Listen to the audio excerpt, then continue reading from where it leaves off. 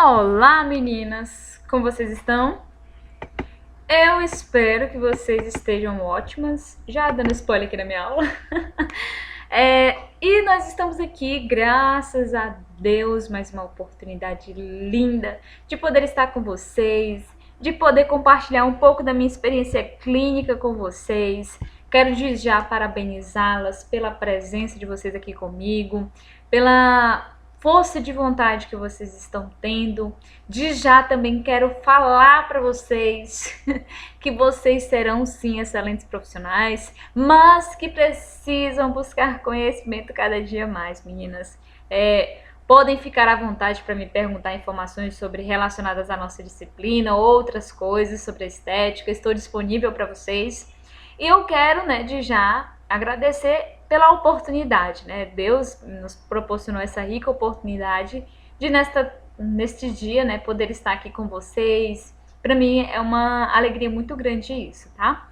E nós vamos estar trabalhando qual disciplina? A disciplina de anamnese facial e corporal. Então eu acho essa disciplina, como todas as outras, muito importantes, de extrema relevância para a nossa conduta profissional, e que nós precisamos sim dar uma atenção muito grande. Eu recebo várias informações, várias perguntas de alunas que às vezes limitam muito esse termo para a sua conduta clínica. E nós vamos pensar como? Nós vamos pensar fora da caixa, Nós vamos literalmente pensar fora da caixa. Então, a estética, como todas as outras profissões, hoje em dia nós temos visto que precisa ser olhada de uma maneira menos quadrada. Então nós vamos falar de informações cientificamente, mas o mais relevante disso é que essas informações vão te dar autonomia para sua conduta clínica, tá bom? Então vamos lá comigo. Então, se você quer ser uma pessoa ou um profissional que não pensa dentro da caixa, eu preciso te dizer algo. Seguir professor, seguir linha de professor, seguir linha de profissional não é uma conduta de um profissional que quer pensar fora da caixa. Então nós seguimos que conduta, professora? O conhecimento, a informação. Então às vezes eu vou te falar algo que às vezes você pode não acreditar, mas ele tem uma base científica para te comprovar, ótimo. Mas você não vai seguir não a minha informação, mas o contexto do que foi aplicado da informação que eu te passei. Então isso é muito importante. Então nós vamos falar um pouquinho do que nós iremos ver. Eu pontuei algumas coisas, mas tem mais coisas, Mas esse daqui é um spoiler do que nós iremos ver nessa disciplina. Então nós iremos ver sobre avaliação e diagnóstico. Gente, avaliação e diagnóstico é a dúvida que vocês mais têm. Muita. Por quê? Uma coisa a gente está aqui conversando, outra coisa é eu ser cliente de vocês terem que me avaliar e diagnosticar a minha patologia estética.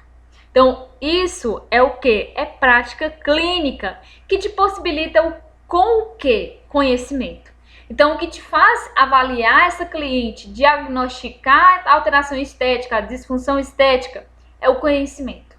Então, por isso que eu preciso de profissionais e de esteticistas que não querem pensar com a cabecinha dentro da caixa.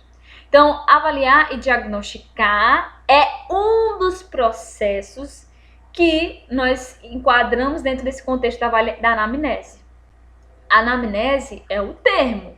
Então, dentro dessa anamnese, que é só esse termo e as informações clínicas, eu tenho muito antes disso essa avaliação. Então, a avaliação eu avalio e diagnostico as alterações estéticas que a minha cliente tem. Temos que entender, para poder fazer esse diagnóstico, estrutura da pele. Precisamos se entender. Classificação de pele, muito importante. Entender as patologias estéticas e entender os recursos a serem utilizados. Então, a anamnese facial, ela é um termo que eu vou falar para vocês mais na frente. Não é nem um termo, é um documento que nós temos dentro da avaliação estética. Então, eu pontuaria mais importante, eu pontuaria que essa disciplina teria que ser avaliação facial e corporal. Por quê? Porque dentro dessa avaliação, eu tenho uma anamnese que é uma ficha. Então, quando nós falamos de avaliar, vocês vão enquadrar e identificar as alterações fisiológicas que acometem cada cliente. Então, um ponto interessante para nós abrir uma aspa de conversa aqui é que, dentro da minha avaliação, Arielle, Laís, atendimento estético meu, eu tenho várias ferramentas que eu utilizo dentro dessa avaliação. E dentro dessa avaliação, que me possibilita diagnosticar o que eu vou fazer, a patologia estética, é as ferramentas do conhecimento. Então, hoje, a minha avaliação ela não se enquadra em preencher fichas. Na realidade, o contexto estético atual, ele caminha para isso. Não é só preenchimento de ficha.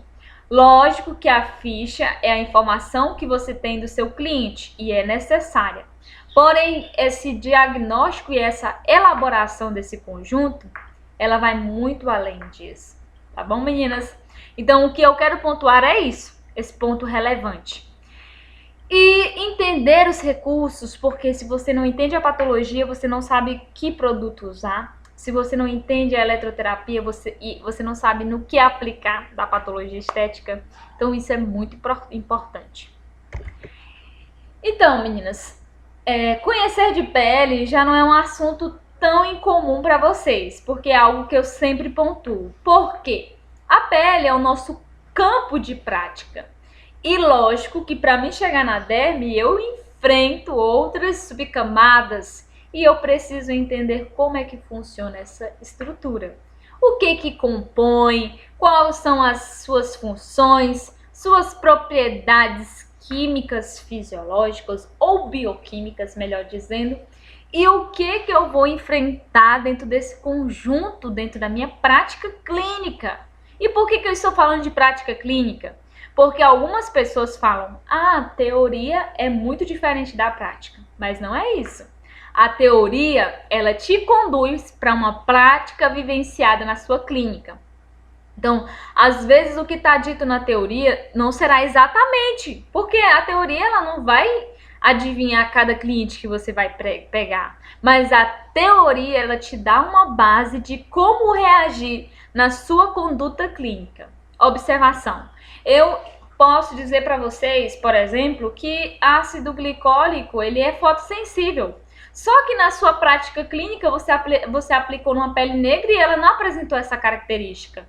Como assim? Por quê? Então, você vai identificar algumas características na sua prática clínica que elas podem sim ser somadas. Mas você vai ter atenção. O ácido glicólico, a professora disse que não é interessante, mas bora ver. O que foi que não deu, que não causou fotossensibilidade? A concentração. Então, na sua prática clínica, pode ser que alguma dessas informações teóricas sejam aperfeiçoadas. Então, isso é importante. Então, vamos lá mergulhar agora nesse universo de relembrar os contextos teóricos da nossa pele. Então, que a pele desempenha um mecanismo de proteção não é novidade para nós.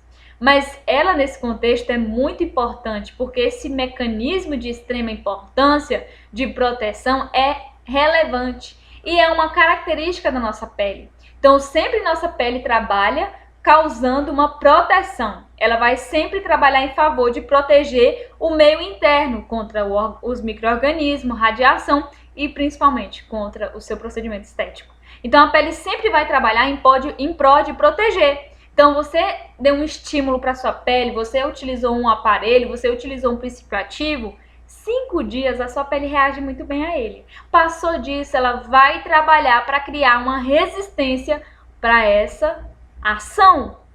Entra um ponto irrelevante aqui. Como assim, professora? Quer dizer que ela trabalha para isso? Sim, ela trabalha justamente para isso. E às vezes você começa a utilizar um produto ótimo nas primeiras semanas, depois por que não tá tão bom? Porque a sua pele se adaptou para evitar a entrada desse produto. Ela falou assim, calma aí, tem alguma coisa errada, vamos fortalecer essa barreira para dificultar a entrada desse organismo.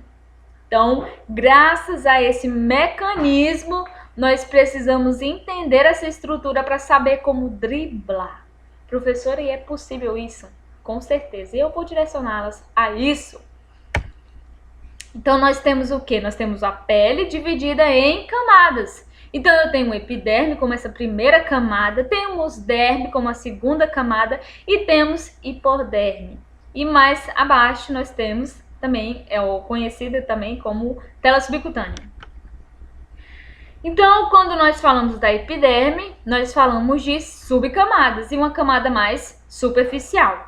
Esse conceito é primordial. E eu preciso entender essas subcamadas? Sim. E eu perguntava para mim na minha caminhada acadêmica, meu Deus, para que eu preciso entender essas subcamadas? E hoje, na minha conduta clínica, eu sei que eu precisava e preciso entender sobre elas. Então, as células que ficam presentes na epiderme são os queratinócitos, que eles vão trabalhar dentro do contexto de fortalecer essa barreira. Eles vão produzir queratinas e temos também os corneócitos, que eles posteriormente vão produzir ele. Também está presente na nossa epiderme as células Langerhans, que identificam os micro-organismos e fazem a defesa imunológica. E temos os melanócitos, que são células especializadas em sintetizar melanina, que é o pigmento e uma proteção natural que nosso organismo tem da radiação ultravioleta. Então, o nosso organismo captou que tem radiação vindo para essa pele, ele vai trabalhar produzindo melanina para auxiliar na redução dessa agressão causada por esses raios ultravioleta. Beleza, meninas? Então, lembram, eu tenho já uma estrutura que trabalha dentro desse quesito de proteção. Beleza? E dentro dessa epiderme, nós temos subcamadas, que são 5 subcamadas de extrema importância para a constituição dessa camada, que é a epiderme. Então, nós temos a camada basal, que é a camada germinativa, que vai germinar essas outras células adjacentes. Temos a camada espinhosa, camada granulosa, camada lúcida e o extrato córneo. Percebam que as células são justapostas, bem unificadas e percebam que com o passar da evolução das células, nós temos uma perda dessas propriedades celulares, levando a níveis de mortes celulares até elas serem eliminadas do nosso tecido, do nosso corpo. Chegando no extrato córneo, nós temos quem? O manto hidrolipídico, que é o ácido hialurônico, as queratinas e outros compostos que vão fazer essa nutrição, essa hidratação dessa pele e evitar que o organismo doe água para o meio externo e fortalecer essa barreira de proteção. Então vamos lá, meninas. Do que foi falado diante do que nós já chegamos aqui na pele, eu quero que você coloque para mim aí nos comentários quais são as 5 subcamadas da epiderme. E se a epiderme é a camada mais superficial e profunda? Coloca aí para mim quais são as subcamadas da epiderme e se a epiderme é a camada mais superficial ou mais profunda. Tava me lembrando aqui de um ponto e acabei esquecendo. Acabei esquecendo literalmente. Então, ótimo. Pontuei isso. Bacana. Derme. A derme já é a segunda camada. Lembrei. A nossa epiderme, ela não tem vascularização sanguínea. Percebam aqui. Tem alguma presença de vasos sanguíneos calibrosos? Não temos, porque a nossa epiderme é avascular. Ou seja, ela não apresenta presença de vasos sanguíneos. Como ela é nutrida, professora? Como que chega a nutrição para essa pele? A nutrição, meninas, ela vem por meio dos capilares sanguíneos.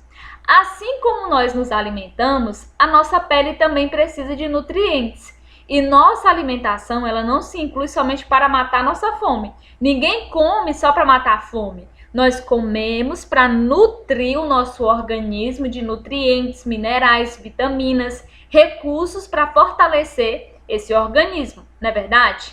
Então, por isso que nós somos aquilo que nós comemos. Se você come besteiras, consequentemente, você não vai ofertar para sua pele ou para o seu organismo aquilo que ela precisa. Então, da mesma forma, a sua pele ela necessita de uma nutrição, ela necessita de uma oxigenação.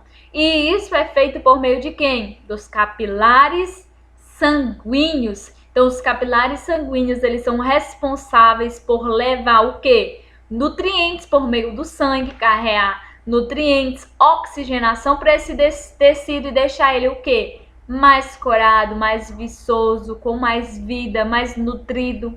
Então, isso é uma das funções que nós temos desses capilares nesse transporte de nutriente. E meninas, quando nós falamos de atendimento estético, de procedimentos estéticos, nós precisamos aumentar esse metabolismo, que é o transporte de nutrientes e oxigenação para esse tecido. Um tecido sem nutrição e sem oxigenação, ele é um tecido que tem o quê? Ele tem a sua capacidade de proteção aumentada. Ou seja, se essa pele aqui é uma pele subnutrida, ela vai te dar uma dificuldade maior ainda de permeação de princípios ativos. E aí entra um ponto bacana. Por quê, professora? Porque a grande maioria dos profissionais não tem êxito nos seus atendimentos estéticos porque desconhecem essa ferramenta que é a ferramenta de proteção da nossa pele. Então, o cliente chegou, ela fala, cheguei para fazer a limpeza de pele, vou fazer a limpeza de pele. Só que a cliente sofre, a extração dos comedões não sai tão boa, não consegue extrair porque a pele potencializou aquela proteção.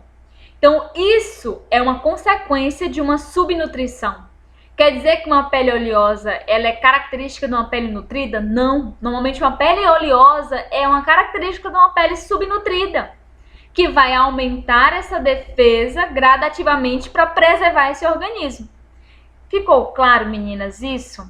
Então, essa informação, gente, se vocês puderem pausar esse vídeo aqui, não entendeu, volta, assiste de novo e anota tudo. Porque isso é o erro comum de alguns profissionais.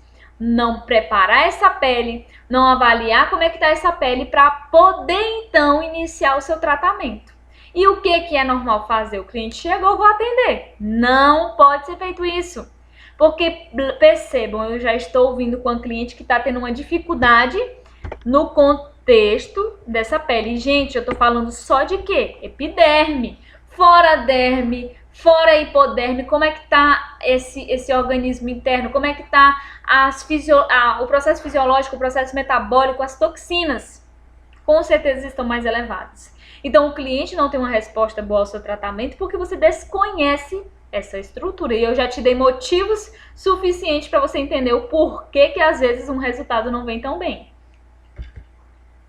Derme é a camada mais espessa, que ela vai se apoiar na epiderme. Ela tem como finalidade nutrir, porque na derme nós já temos presença de vasos sanguíneos. Então, temos presença desses capilares que vão fazer esse anexo, o apêndice naquela epiderme e transportar os nutrientes e a oxigenação para que ela precisa receber. A derme é rica em terminações nervosas, como eu já falei, capilares sanguíneos, e nós também temos a presença de quem? Dos capilares linfáticos nessa derme. Ela se divide, em duas subcamadas, que é derme papilar e reticular, mas nós temos dentro dessa concentração dessa derme células importantes, os histiócitos, os mastócitos, os fibroblastos. Os histiócitos são responsáveis pela defesa imunológica, ou seja, são quem ativa o transporte dessas células de defesa para fazer a fagocitose ou a defender o organismo da entrada de algum micro-organismo.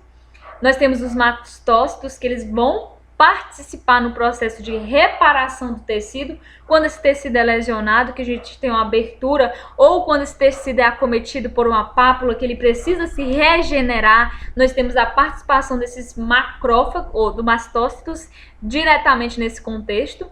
E nós também temos os fibroblastos, que os fibroblastos também participam desse processo de regeneração do tecido, além de ser responsável por sintetizar colágeno e elastina.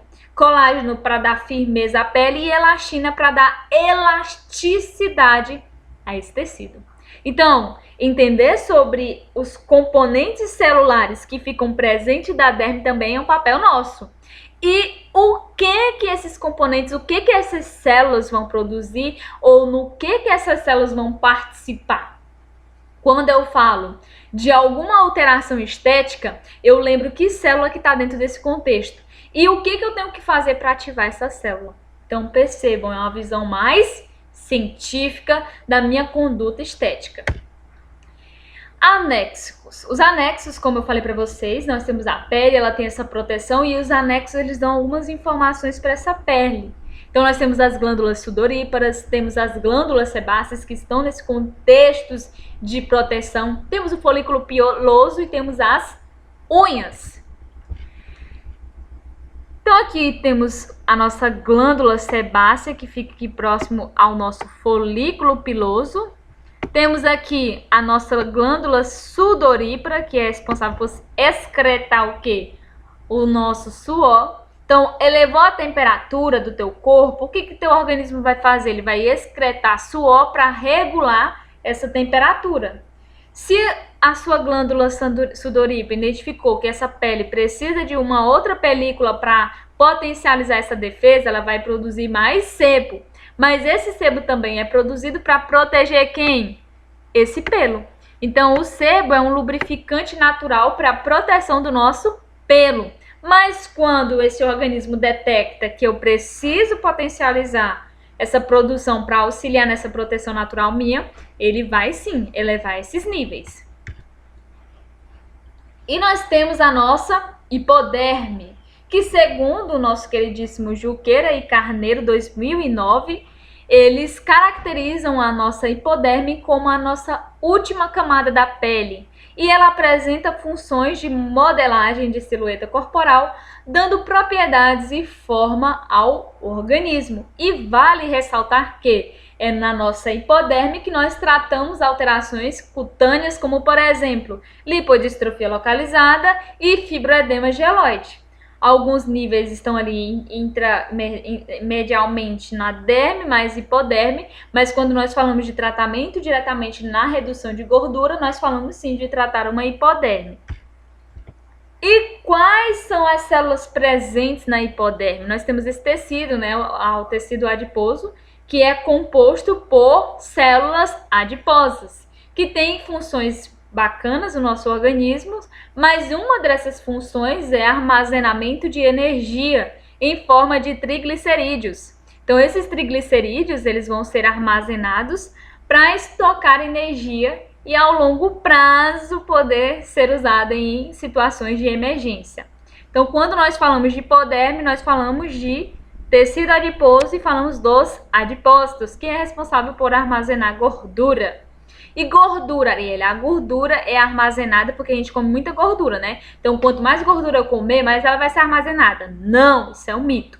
Então, nosso adipócito vai armazenar o quê? Energia. E o que nós consumimos que é energia? Carboidratos, açúcares, que são carboidratos, que quando entram em nosso organismo, se transformam em açúcar. Então, o nosso organismo vai fazer o quê? Vai armazenar ele porque ele tem como função ser utilizada como estoque energético para mais na frente poder ser utilizado em algumas situações de emergência. Então, quanto mais energia você consumir, mais carboidratos e açúcar você consumir, mais energia essa célula vai ter e maior proporção ela vai ganhar. Por isso que nós temos as alterações fisiológicas, como por exemplo, aí a lipodistrofia localizada. Então, meninas, perceberam que eu não trato somente essas informações a contexto de informações dela. Eu sempre direciono para vocês perceberem o que vocês vão enfrentar na prática clínica de vocês e o que essa informação te dá a base de como proceder diante disso. Então é muito importante, meninas, muito importante mesmo, porque não é um conhecimento básico, é um conhecimento extremo para nós. E quando nós falamos de avaliação, sem ter informações sobre isso, é impossível você saber diagnosticar o que a sua cliente tem, o que aconteceu para a sua cliente ter aquilo, ou que célula está sendo prejudicada nesse contexto. Então, entender sobre esses mecanismos é muito importante. Vou dar um exemplo que aconteceu comigo. Eu fui tratar uma cliente de flacidez de pele. A pele dela era uma mulher de 32 anos, Só que a pele dela apresentava um aspecto de uma senhora de 60 anos de idade. Eu poderia utilizar qualquer ferramenta que eu tivesse, a melhor ferramenta. Eu não ia ter resultado, porque ela não bebia água e não hidratava a pele dela topicamente. Então a pele dela estava fazendo o serviço de proteger de tal forma que ela estava toda engiada, enrugada. Então o que a gente fez? A gente não atendeu. A gente foi primeiro preparar aquela pele para poder receber o procedimento, porque ela não iria responder da melhor forma e eu ia fazer 5, 10 sessões e não iria ter resultado. Por quê? A pele ia dificultar de qualquer forma a entrada de qualquer coisa que pudesse agredir ela. Então, preparamos a pele em 2 sessões, resultado. Então, é isso que a gente percebe que falta hoje. O conhecimento científico da estrutura e da conduta que eu vou aplicar. E se eu não conheço o meu campo de trabalho, eu não tenho resultado satisfatório nem proporciono para minha cliente a saúde, tá bom? Então, estética é isso, gente. É saúde, é conhecimento e muito mais. E eu não sei vocês, mas eu gostei muito dessa aula. E se você tiver gostado, por favor, deixa o joinha. Coloca aqui nos comentários para mim também se vocês gostaram, se vocês acharam dinâmico, se vocês sabiam sobre esse assunto, se vocês querem que a gente fale mais sobre isso. E eu vou estar tratando, lógico, eu vou estar falando com vocês sobre mais conteúdos, contextos e o que essa falta de informação sobre essa estrutura pode causar pra gente a longo prazo, tá bom, meninas? Um grande beijo no coração de vocês, eu espero que vocês gostem, assistam, se não entender, assistam novamente, anotem, não esqueça de comentar nos comentários a pergunta que eu fiz lá no início, tá bom? Volta, presta atenção na pergunta, pedi pra vocês anotar no comentário e não esquece de botar o nome de vocês. Um grande beijo e até mais, meninas. Deixa eu sair aqui.